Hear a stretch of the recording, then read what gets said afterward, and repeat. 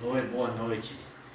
Hoje aqui eu vim relatar uma grande história aqui a respeito do nosso Brasil, a respeito da nossa cultura brasileira, de norte, sul, nordeste, o que existe de tudo de bom do nosso país e tudo que foi ruim.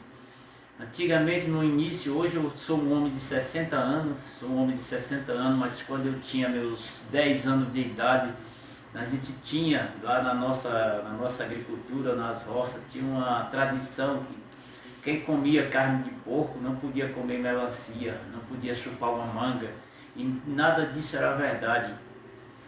Quem, então, existia aqueles grandes agricultores que tinham muitos escravos, era eles, isso era implantado por eles. O povo dizia que aquelas coisas não podia misturar aquelas frutas porque fazia mal e morria, certamente morria.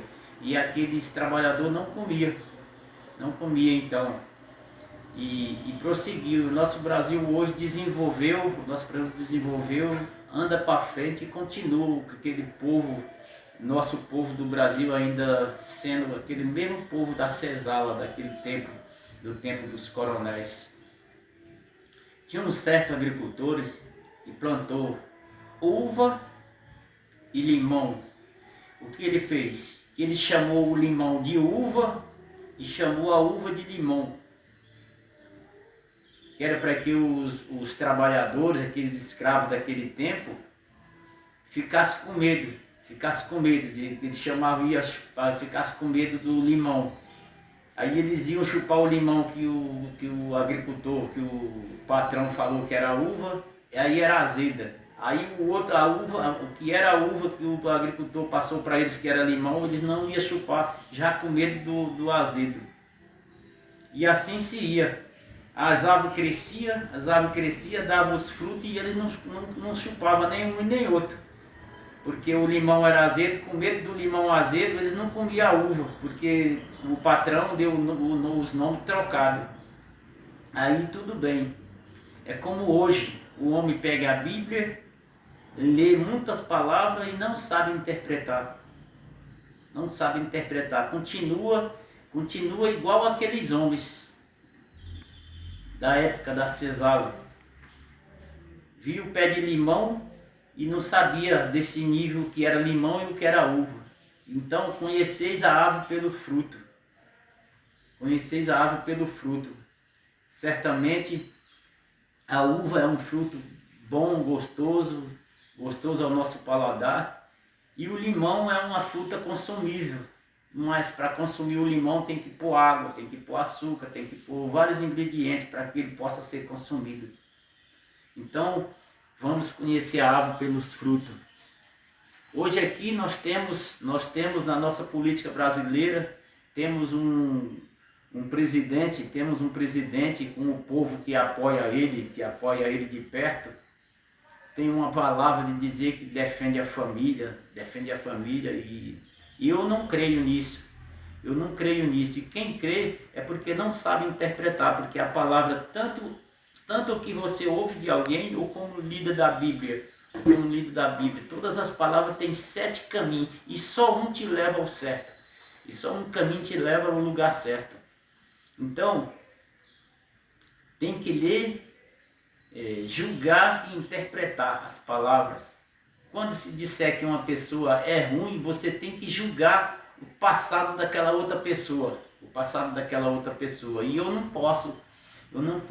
como cidadão brasileiro que amo o meu Brasil, amo minha pátria, amo minha família, eu sou o guardião da minha família. Não existe governador, não existe deputado, não existe senador, nem vereador, nem prefeito que guarde a sua família, ou que faz alguma coisa pela sua família, pela honra da tua família. Quem honra a tua família é o pai, que guarda a honra da tua família é o pai, é a mãe que vigia e educa seus filhos no caminho que deve cuidar, no caminho que deve andar. Mas para isso você tem que aprender a julgar. Não que se ouvir a primeira palavra de alguém e sair contando. Eu não vou fazer isso porque alguém me falou que é isso e isso. E não pode. Um certo dia desse alguém veio me perguntar para mim o que era que eu achava do nosso ministro, do Alexandre de Moraes, se ele era petista ou se ele era da direita. Meu amigo, você está fazendo uma pergunta para uma pessoa que sou fora de qualquer itinerário desse tipo de coisa, pois eu não me ocupo a parar em julgar quem é certo nem quem é errado, mas para mim o Alexandre de Moraes é um guardião da Constituição, e a Constituição deve ser guardada, deve ser honrada, deve ser preservada, porque é o nosso maior tesouro que nós brasileiros temos aqui no nosso Brasil. É injusto e inadmissível que a metade dos brasileiros seja dono do Brasil e a outra metade é preciso ir embora, porque o nosso presidente fez essa separação na nossa família, no nosso povo brasileiro. Nosso povo brasileiro, quem é da esquerda não é digno de usufruir do que é bom do nosso país, porque ele coloca uma divisão. Quem é da esquerda tem que morrer. Então nós estamos na época do coronel, se você souber interpretar. Não só as palavras, mas também os feitos, as obras das pessoas. Se você interpretar, você vai ver e saber, e entender que tudo que Bolsonaro e os bolsonaristas têm falado com respeito de Venezuela no Brasil, que se o PT ganhasse o Brasil ia virar uma Venezuela, ia virar uma Cuba, é eles que estão, é no governo deles que está se projetando uma Venezuela, uma Cuba aqui no nosso Brasil. Bem certo, nas pesquisas está indicando que o maior sinal de arma, de fuzil, está na mão dos civis brasileiros, está mais na mão dos civis do que dos militares. Então a Venezuela está se andando, o Brasil está se andando a parecer com a Venezuela no governo deles. Porque no outro governo, antigamente, teve um jogo, teve umas promoção de quem entregasse as suas armas no desarmamento, na lei do desarmamento, quem entregasse as suas armas era bem visto no meio da sociedade, tinha um prêmio para incentivar o povo a se desarmar. E esse agora é o contrário, ele queria que o povo se armasse, porque um povo armado jamais será escravizado. Quem te falou? Um pessoal armado, esse pessoal são escravizados, porque para que serve uma arma na tua cintura, se você não tem uma ordem judicial para executar a sua arma? Então a arma só existe na cintura do policial, do homem que está com a ordem, que tem uma autoridade para exercer. Um homem que vai combater a marginalização. Um homem que vai combater a coisa. Ou então um homem que vai assaltar ou roubar. Mas o cidadão de bem, o brasileiro de bem, não quer uma arma na cintura. Eu sou um homem que eu fiz o tiro de guerra. No meu tempo não servia, fazer o tiro de guerra nas Forças Armadas. Eu tive esse privilégio de fazer o meu tiro de guerra. E quando eu saí dali do quartel, eu era um amante de arma. Comprei vários 38, tinha vários 38 naqueles anos, nos anos 90, comprei vários 38, espingarda, como eu gostava de passarinhar com espingarda, eu gostava tudo. Hoje para mim, tudo isso para mim é passado. Eu não quero saber de uma arma. Não quero saber de uma arma, e quem fala perto de mim, arma perto de mim, eu já abomino aquela pessoa. Aquela pessoa não é mais meu amigo, eu já não me aproximo mais dele, porque hoje sou um homem que tenho meus filhos e quero ensinar meus filhos a ser um grande cidadão, e eu não admito que arma é solução para uma pessoa, porque quando a arma te serve, ele coloca você em aperto, ele coloca você em apuro. Ele coloca você em desespero, porque quando você pega uma arma, ainda que o bandido venha na tua casa, você atirar contra ele, a tua consciência não te deixa tu dormir tranquilo, a tua consciência não te deixa ter paz, a tua consciência não te deixa você ter mais harmonia, você vai passar um bocado de tempo abalado, Porque a vida é de Deus, a vida pertence a Deus, a vida não pertence ao homem. E o homem não pode desfazer aquilo que Deus fez. Quando o homem desfaz uma obra de Deus, quando o homem desfaz uma obra de Deus, o pavor aproxima dele e ele não consegue se controlar. Já leste as escrituras onde na morte de Caim, onde Caim matou Abel? Você visse o que ele falou para Abel? Você visse que a voz de Deus falava para ele, perguntava por Abel, você via qual era as respostas dele, porque ele estava desesperado. Ele estava desesperado. E é assim, e são esses todos os motivos para que uma arma serve. Uma arma serve para te pôr em desespero, te pôr em descontrole, e desmantelar tudo. É como aquela palavra. Ele veio para matar, roubar e destruir. Então é isso que a arma vem para fazer. Matar, roubar e destruir. Então, meus amigos, eu não podia deixar passar. Nós estamos nos dias que antecedem a nossa eleição, nosso segundo turno da nossa eleição. E eu quero falar para vocês. Sabemos que nas nossas redes sociais está repleta de fake news, mas vocês têm que aprender, ler, ouvir e julgar. Porque toda palavra tem 7 caminhos. E só um te conduz para o lugar certo. Conheceis a árvore pelos frutos. Quando você vê alguém, um falar de um, o outro falar de outro, você não repassa aquela palavra, você julga a vida antepassada de um e a vida antepassada de outro. E saber julgar, e saber escolher aquele para te representar. Eu quero te dizer nesse momento, eu declaro meu voto a Luiz Inácio Lula da Silva, Partido dos Trabalhadores, porque certamente ele é um homem que tem se mostrado como defensor da democracia, defensor da família brasileira, defensor do trabalhador, defensor dos pobres. E eu declaro meu voto nele. E eu quero pedir para vocês, não dê passagem para Bolsonaro, para ele se reeleger. Porque Bolsonaro, ele tem a mesma natureza do escorpião. Você conhece a parábola do escorpião e do sapo? A história do sapo e do escorpião? Não conhece? Pois eu quero falar para você. O escorpião estava na beira do lago, tentando atravessar aquele lago. E ele não achava como atravessar.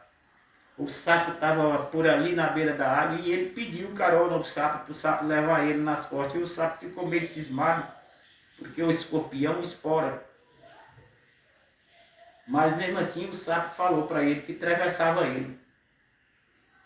E ele prometeu para o sapo que não esporava, mas quando ele estava chegando ao outro lado, do outro lado, ele espora o sapo. E o sapo lamentou para ele: nossa, meu amigo, você me esporou, me soca, mas sabe, eu sinto muito, mas essa é a minha natureza. Então eu quero te dizer o seguinte: Bolsonaro tem a natureza do escorpião. Bolsonaro pregou golpe, Bolsonaro pregou destruição, Bolsonaro pregou desrespeito à democracia, ele e os próximos dele, que ganha dinheiro da mão dele, que tem tempo de ficar em volta dele lá no cercadinho, ganhar o dinheiro deles, que ganha dinheiro deles. Ele tem o mesmo estilo do escorpião. Ele hoje distribui, joga dinheiro na mão para o povo aí, para comprar voto, para tentar se reeleger. Mas se ele se reeleger, amanhã ele vai tirar de vocês. E vai vir um castigo em cima de vocês, do mesmo jeito da pandemia, da época da pandemia e de antes. Porque esse auxílio emergencial, há 2 anos já era para estar no Brasil, na mão de todo mundo, para os brasileiros comerem, para os brasileiros viver bem, financiamento para os pequenos empresários, e que não teve. E agora ele oferece tudo para tentar atravessar para o outro lado. Cuidado no escorpião. Seja ouvidor e também interpretador. Conheceis a verdade. Bolsonaro nunca se negou a ninguém e nunca negou para ninguém que ele é um homem ruim. Mas ele fala: conheceis a verdade e a verdade vos libertará. Lembra palavra que ele fala direto. Conheceis a verdade vos libertará. Você quer aprender a interpretar para conhecer a verdade ou quer a verdade já interpretada para você? Porque se você quer a verdade já interpretada para você poder entender, eleja Bolsonaro e tu verás a verdade. E tu verás a verdade. Tu irás andar na rua fazendo aglomeração, fazendo baixo-assinado, fazendo manifestações para que tirem ele do poder. Porque quando o castigo vir, não vai vir só para a esquerda. Não vai vir só para a esquerda. Todo aquele que é pobre, todo aquele que é vulnerável, todo aquele que é vulnerável, todo será castigado. Não existe. Agora tu pode dizer que está do lado dele, mas na hora de uma punição, na hora de um golpe, na hora de qualquer um estado de sítio, como eles pregavam, você vai entrar também, porque no nosso Brasil nós somos todos iguais, então eu torno a pedir para você, com muito amor e carinho, não quero esculhambar nem A nem B, pois eu não sou de ninguém, eu não ofendo a ninguém. O que eu estou falando aqui contra o nosso governo, o nosso presidente, eu não estou falando mentira, eu estou falando a verdade, você sabe mais do que isso. Se você é um brasileiro e tem um amor ao seu Brasil e quer um Brasil soberano e patriota, como diz vocês, patriota, pois mostre o teu patriotismo. Patriotismo não é uma arma na mão. Patriotismo não é brigando com o outro na rua. Patriotismo não é se esculhambando por rede social. Patriotismo não é mentira. Patriotismo é um país grande, soberano com muita distribuição de renda e reconhecido nacional e internacionalmente. Então, meus amigos, eu te faço esse apelo. Hoje é o domingo que antecede as eleições. Quero lhe pedir que sejas inteligente, seja sábio e mostre o teu patriotismo no teu coração e vamos salvar o Brasil da destruição, porque o nosso Brasil ainda é pequeno, nosso Brasil ainda não é um país de primeiro mundo, o nosso Brasil ainda está engateando. Eu tenho 60 anos e sei que quando eu era adolescente, o nosso Brasil ainda andava, não tinha um desenvolvimento, até mesmo os alimentos que saíam da roça para vender na cidade, eles levavam em costa de animal. Naquele tempo, há 30, 40 anos atrás, há 50 anos atrás, aparecia aqueles caminhão velho, aquele Chevrolet velho, queixo duro. Então o nosso Brasil é novo, o nosso Brasil é uma criança, o nosso Brasil é pequeno. O nosso Brasil não aguenta esse movimento que vocês estão fazendo, porque o Brasil não tem essa economia para segurar 20 anos de retrocesso. Se vocês fizerem isso, vocês vão ver um país como quem tivesse caído um meteoro. Só fumaça e destruição. Como a cidade da Ucrânia bombardeada. Vocês já viram? Vocês já prestaram atenção? Assim será o Brasil se vocês botarem ele na mão do Bolsonaro esse ano. Porque daqui uns 15 anos, talvez ele não saia. Se vocês botarem o Bolsonaro lá dentro, Bolsonaro só vai sair a peso de manifestações pesada. É isso que eu tenho para falar para vocês, é isso que eu tenho para falar para o Brasil. E eu quero dizer, viva a democracia, viva o Supremo Tribunal, viva a Constituição e a nossa democracia. E que Deus abençoe a cada ministro do nosso país e o nosso candidato Lula, que eu vou votar nele. E o que eu puder fazer para ganjear voto para nós defender e salvar o Brasil, estarei na luta. Obrigado.